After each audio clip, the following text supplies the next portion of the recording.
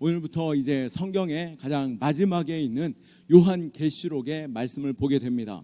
사실 묵시의 성격을 가진 이 요한계시록은 우리가 이해하기가 매우 어렵고 또 다양한 해석들 역시도 난무하여서 우리가 무엇이 맞는지조차 쉽지 않은 경우를 보게 됩니다. 또한 이것이 아직 계시되지 않은 우리의 이미지로만 우리 요한조차도 그것을 어떻게 이 땅에 있는 것으로 표현하기 어려운 가운데 이미지로서 그 표현들을 전하고 있을 때 그것을 해석하기는 더욱더 어려운 것이죠.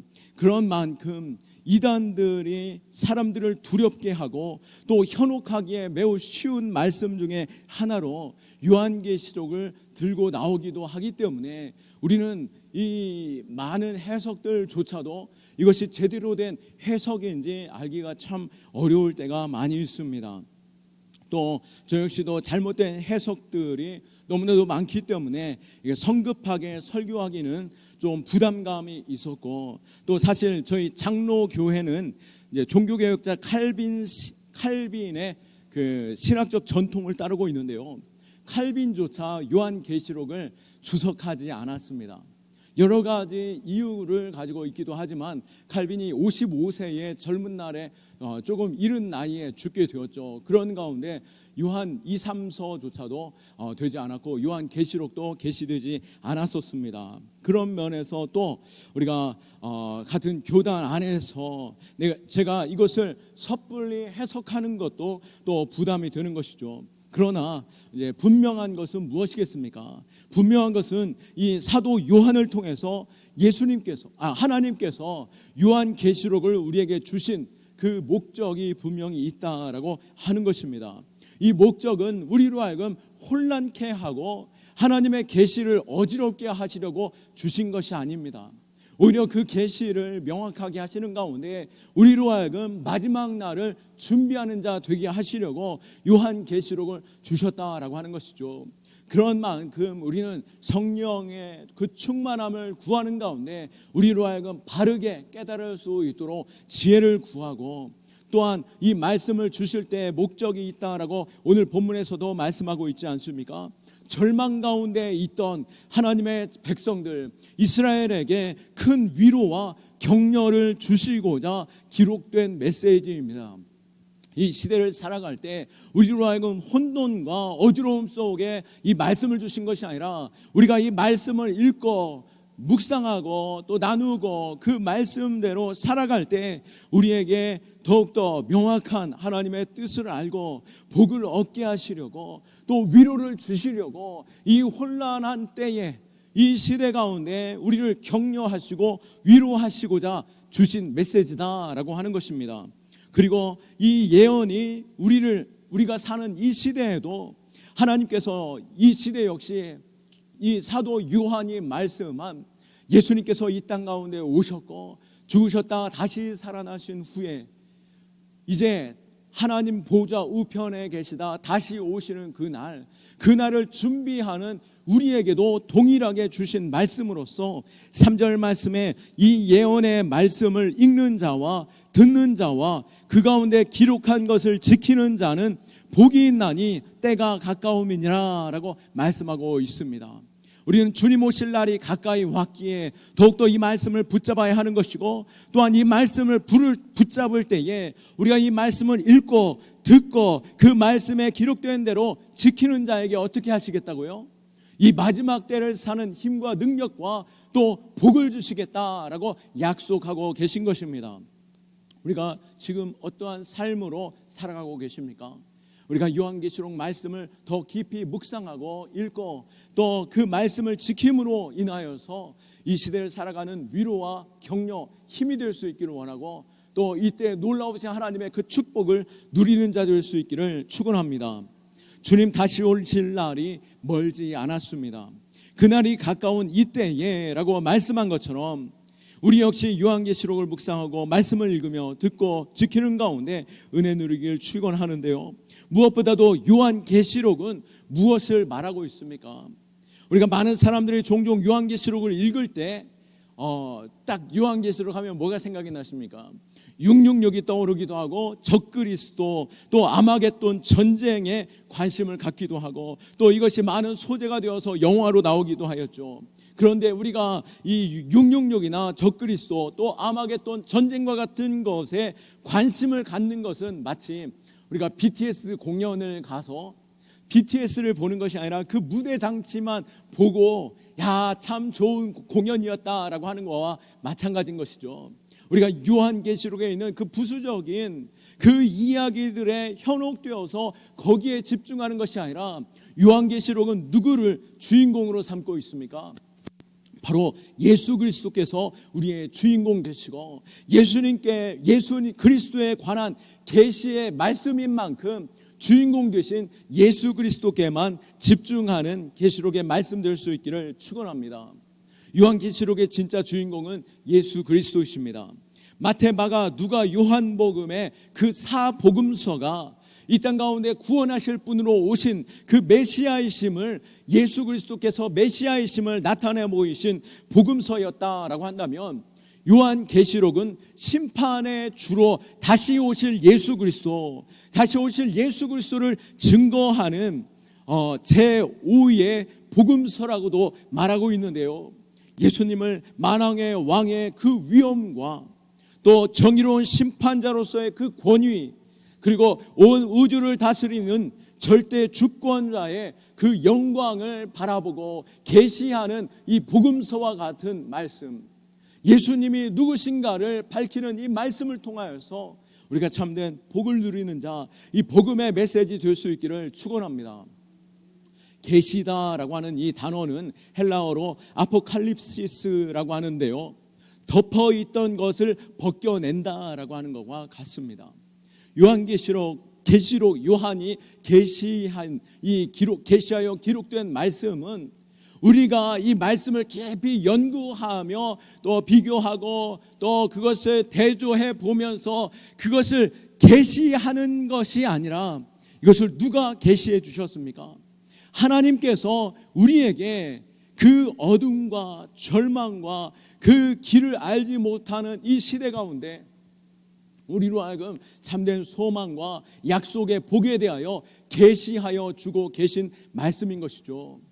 참된 구주요 영광의 왕이시며 온 우주를 다스리시는 절대 주권자이신 예수 그리스도를 계시하고 계시는 이 요한계시록을 통하여서 우리가 더욱더 깊이 있게 하나님이 우리에게 보이시고자 하시는 그 약속은 무엇인지, 예수님이 우리에게 어떠한 분이신지 우리가 더욱더 깊이 알아갈 수 있기를 축원합니다. 그러므로 우리는 겸손하게 하나님의 계시에 귀 기울여야 하는 것이죠.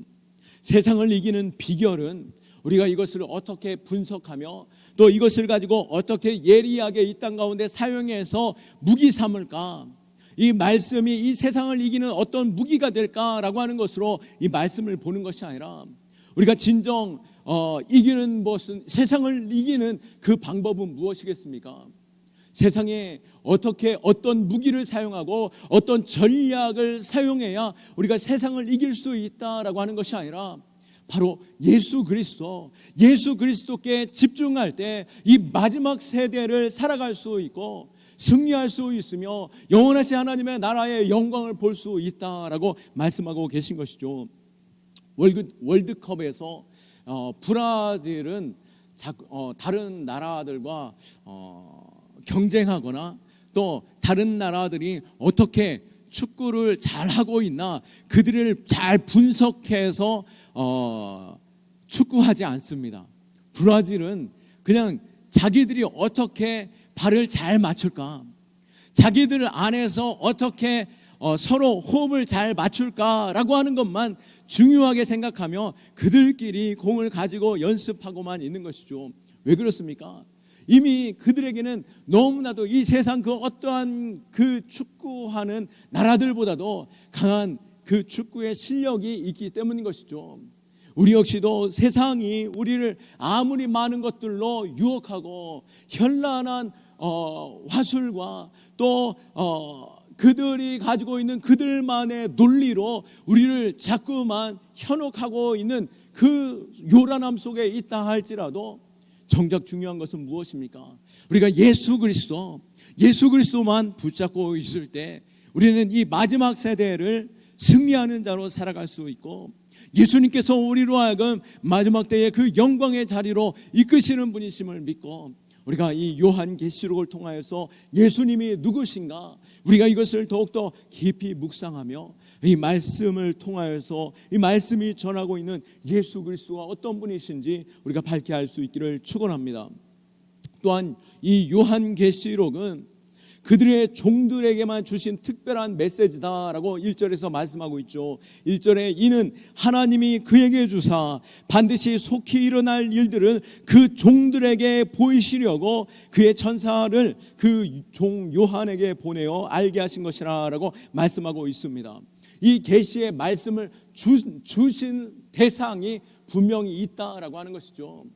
세상에 요란한 그들에게 요한계시록을 주신 것이 아니라 바로 예수 그리스도를 믿는 자들, 예수 그리스도를 기다리는 자들에게 주신 메시지다라고 하는 것입니다. 영화 감독들에게 주신 메시지가 아니라 예수 그리스도를 기다리는 주의 백성들에게, 우리에게 주신 메시지다라고 하는 것이죠. 오늘 주셨던 당시에 이 사도 요한을 통하여서 주셨던 당시 그리스도인들은 어떤 환난 속에 있었습니까? 세상의 그 환난과 핍박 가운데 있었습니다. 1세기의 교회가 당한 그 핍박을 우리가 생각해 본다라고 한다면, 사도 요한을 통하여 계시하여 주셨던 이 요한계시록을 주셨던 그 당시에 그리스도인들은 어떠한 상황 속에 있었습니까? 당시 1세기에 로마 황제로 인해서 큰 환난과 핍박 중에 있었는데요, 특별히 로마 황제는 불타는 트로이라고 하는 그 시를 자신이 지기 위해서, 그 시를 기록하기 위해서 영감을 얻으려고 어떻게 합니까? 불타는 트로이를 시를 지으려고 어떻게 했습니까? 로마 그 시내에 불을 지폈죠. 그리고 로마의 그 대화재, 그 큰 불이 있음으로 인하여서 그 책임을 누구에게 돌렸습니까?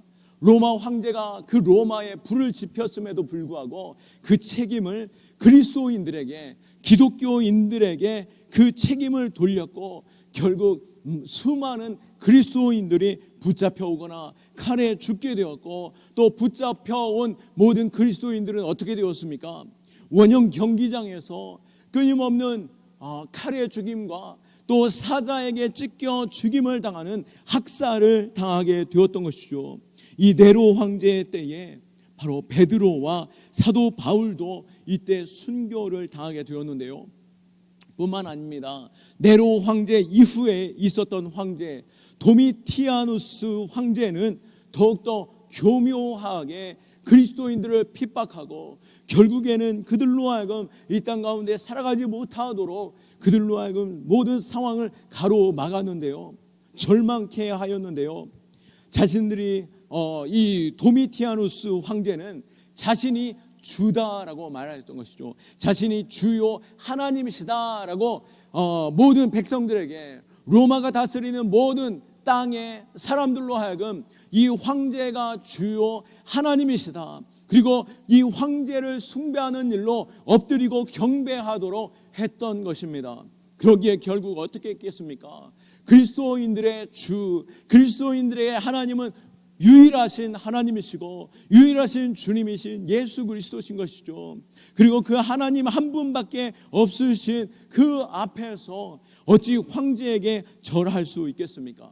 그들이 복음 안에서 이 모든 그들의 명령을 거부하게 되었고, 결국에는 그 도미티아누스 황제 때에 그리스도인들이 참담하게 순교를 당하거나, 또 모든 백성들에게 있어서 기독교인들이 배척을 당하고, 또 시장에서 장사할 수도 없고, 또 모든 사람들보다도 50배가 넘는 세금을 내게 하였고, 자녀들도 전혀 교육을 받을 수 없도록 학교도 가지 못하도록 하였고, 그들의 모든 재산을 몰수하고 거부하는 자들을 쳐서 죽이고, 결국 그리스도인들은 사막과 황무지와 땅속으로 들어갈 수밖에 없는 그 일들이 바로 그 시대 가운데 있었다라고 하는 것이죠. 이스라엘 백성들에게는, 더욱이 그리스도인들에게는 죽음이 그들 삶에 항상 도사리고 있었고, 그들은 항상 핍박과 절망과 길이 보이지 않고 소망이 없는 그 상황 속에 있었다라고 하는 것입니다. 당시에 유일하게 살아남아있던 사도라면은, 예수님의 제자라면 누구였습니까? 사도 요한, 유일한 사도였죠. 이 도미티아누스는 이 사도 요한을 바로 처치하지 않았습니다. 순교시키지 않았죠. 그 사도 요한을 반모섬에 유배시켜서, 야, 너희가 신뢰하고 예수 그리스도의 제자이며 하나님의 뜻을 분별하는 사도 요한이 얼마나 초라한지, 얼마나 연약한지, 얼마나 쓸모없는 인생이 되어버렸는지 너희가 똑똑히 보라라고 하는 그 심정으로 그들로 하여금 보게 하였던 것인데요. 그러나 이 모든 상황 속에 하나님은 사도 요한을 통하여서 절망의 통로로 보게 하신 것이 아니라 사도 요한으로 하여금 천사를 보내셨고, 그에게 하나님의 놀라운 그 신비의 계시의 말씀을, 마지막 때의 계시의 말씀을 보이시는 가운데 그리스도인들의 교회들에게 이 계시의 말씀을 전하고 있는 것입니다.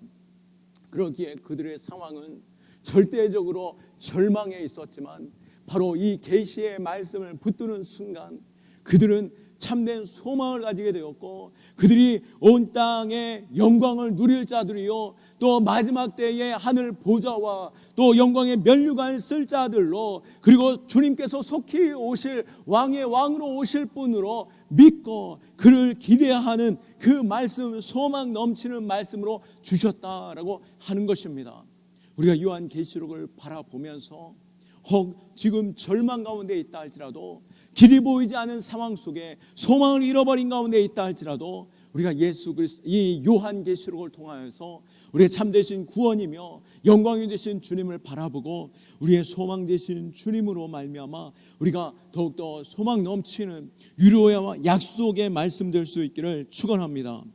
무엇보다도 이 요한계시록은 그 말씀을 읽고 듣고 지키는 자들에게 특별한 축복의 약속을 말씀하고 계십니다. 요한계시록은 단순한 미래에 대한 예측서가 아닙니다.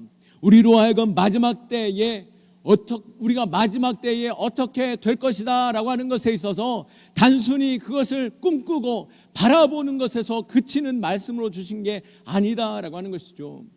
요한계시록은 지금 살아있는 말씀으로, 지금 큰 위기 속에서 절망 속에서 끌어내어 살리시는 말씀으로 주신 만큼, 마지막 때에 어떠한 일들이 있는가가 아니라 지금 이때가 마지막이고, 지금 이때 너희가 어떠한 삶으로 살아가야 할 것인가, 삶에 대한, 그들이 어떠한 삶으로 살아갈 것인가에 대한 그 종말론적인 그 삶에 대한 지침서로 주셨다라고 하는 것입니다. 우리가 여기서 중요한 구분이 필요한데요, 성경에는 계시의 말씀이 있고 예언의 말씀이 있습니다. 계시의 말씀은 장래의 일을 그림으로만 보여주며 그것을 꿈꾸는 것이고 기대하는 것으로만 주신 말씀이지만, 예언의 말씀은 현재 우리의 삶에서 그 계시된 말씀이 어떻게 내 삶에 적용되어야 하는지, 확실하게 이루어질 그 날을 우리가 오늘 어떻게 준비하며 나아가야 하는지에 대한 말씀으로 주셨다라고 하는 것입니다. 이 요한계시록 역시 그냥 단순히 꿈꾸는 환상으로만 주신 것이 아니라 그 마지막 날을 기다리는 자로서, 예수 그리스도 신랑 되신 주님을 기다리는 자로 신부된 우리가 어떻게 이 하루하루를 살아가야 할 것인지, 우리의 삶에 대하여 어떻게 살아가는지 구체화시키는 가운데 그 말씀으로 우리를 지침하고 있다라고 하는 것입니다. 성경 예언 중 90% 이상이 미래에 대한 말씀에 그치는 것이 아니라 그 환상을 보여주시는 가운데 지금 우리가 어떻게 살아야 하는 것인가를 말씀하고 있는 것처럼, 우리가 이때에 어떻게 살아가는가, 그런 만큼 이 요한계시록이 우리가 살아가는 이 때에 복이 되는 말씀으로 주신 것처럼 영원하신 하나님의 나라에서 우리가 면류관을 쓰는 것으로 그치는 말씀이 아니라 우리가 이 땅에 살아가는 그 삶의 모습에서 이 땅에서 하나님의 복을 누리고 또 하나님의 약속을 성취해 가는 그 지혜의 말씀, 능력의 말씀, 생명의 말씀, 당장 우리의 삶에서 어떻게 살아가야 하는지에 대해서 전력 질주하는 말씀으로 어떻게 힘써 달려가야 할 것인가에 대한 말씀으로 주신 줄 믿으시기 바랍니다. 마라톤 선수가 42.195km를 달리죠. 그런데 그 달리는 여러 구간도 매우 정신을 바짝 차리고 최선을 다해 달려야 되겠지만 언제 가장 힘있게 스파트를 다해서 달려갑니까? 그것은 바로 마지막 100m의 때에 최선을 다해 정신 바짝 차리고 열심으로 달려가게 되는 것이죠. 왜요? 이제 끝이 다다랐기 때문이고 다시 기회가 오지 않는 그 상황 속에 있기 때문인 것입니다. 요한계시록 역시도 이제 마지막 때가 되었으니 너희가 정신을 바짝 차리고 이때에 너희가 어떻게 살아야 할 것인지 어떻게 최선을 다해 힘을 내어 살아가야 할 것인지에 대해서 말씀하고 있다라고 하는 것이고 그 말씀을 붙잡고 나아갈 때 더욱더 우리가 힘을 낼 수 있고 능력 있는 말씀, 생명의 말씀, 복의 말씀으로 주셨다라고 하는 것입니다. 3절 말씀 끝에 때가 가깝다라고 말씀하고 있습니다. 이것은 단순히 시간적인 것만을 의미하는 것이 아닙니다. 이것은 하나님의 구원의 계획이 이미 신학적으로 결정적인 단계에 이르렀다라고 하는 것이죠. 이미 이 때가 가깝다라고 하는 것은 이미 그 때가 성취되어져 가고 있다라고 하는 것입니다. 지금 이때 역시도 마지막 때다라고 하는 말씀과 같은 것이죠. 우리는 그 말씀에 있어서 예수님께서 이 땅 가운데 오셨을 때 그 말씀을 우리가 기억할 수 있습니다. 선지자들이 끊임없이 메시아 오실 것에 대해서 예언하였던 것처럼 그 메시아가 우리를 구원하시고 온 땅에 영광의 왕으로 오실 것에 대하여 예언되었던 것처럼 예수님께서 2000년 전에 이 땅에 오심으로 말미암아 이미 마지막 때가 이르렀다라고 하는 것이죠. 예언이 성취되어졌다라고 하는 것이죠. 그리고 그 예수님께서는 다시 오심으로 인하여 그 예언이 완성되어지는 것입니다. 이미 예수님께서 이 땅 가운데 오심으로 인하여 마지막 때가 이르렀고 다시 오심으로 완성되어지는 만큼 이미 예수님께서 오신 그 때를 살고 있는 우리는 마지막 때를 살고 있다라고 하는 것을 분명히 알아야 하는 것입니다. 세례 요한도 예수님이 오실 때에 어떻게 외쳤습니까? 마태복음 3장 2절에 회개하라 천국이 가까이 왔느니라 라고 외쳤습니다. 예수님께서도 마태복음 4장 17절 말씀에 이때부터 예수께서 비로소 전파하여 이르시되 회개하라 천국이 가까이 왔느니라 라고 말씀하시며 이미 천국이 이르렀고 그 천국이 이제 예수 그리스도를 통하여서 성취되어지고 이제 마지막 때에 완성되어질 것을 말씀하시며 예수님의 그 구약에 예언된 말씀의 성취대로 메시아가 오셨고 이 땅 가운데 죄와 사망의 그 권세와 사단의 모든 우리를 치료하고 속이고 공중권세 잡은 자가 우리를 엇박지르며 누르며 결박하는 그 상황 속에서 예수님께서 오심으로 말미암아 사단을 짓밟아 이기셨고 그 사단을 결박시키셨으며 이제 다시 오심으로 말미암아 모든 하나님의 나라가 성취되어질 것을 준비하시는 가운데 우리가 그때를 살아가고 있다라고 하는 것입니다. 우리가 요한계시록을 읽으며 지금 이때가 마지막 때인 것을 분명히 알고 또 이때에 주님이 마지막 때에 다시 오실 그 재림의 날을 우리가 새 하늘과 새 땅의 그 영광스러운 날을 바라보며 기다리는 자로서 이 땅 가운데 우리가 어떻게 살아가야 할 것인지 그 말씀을 깊이 더욱더 알아가며 묵상하며 우리가 이 땅 가운데 모든 환난을 이길 수 있는 자 될 수 있기를 축원합니다. 요한계시록은 우리에게 계시와 소망의 말씀으로 주십니다. 그런 만큼 또한 요한계시록의 말씀을 붙잡고 우리의 삶을 비추어 보아 우리는 이 계시의 말씀으로 힘써 기도해야 하는 것이죠. 에레미야 15장 11절 말씀에 하나님은 그 마지막 때를 놓고 예언하고 약속하고 계십니다. 에레미야 15장 11절 말씀에 여호와께서 이르시되 내가 진실로 너를 강하게 할 것이요 너에게 복을 받게 할 것이며 내가 진실로 내 원수로 재앙과 환난의 때에 내게 간구하게 하리라 라고 약속하고 계신 것처럼 우리는 이 땅에 우리가 살아갈 때에 우리는 약한 자가 아니라 우리는 강한 자요.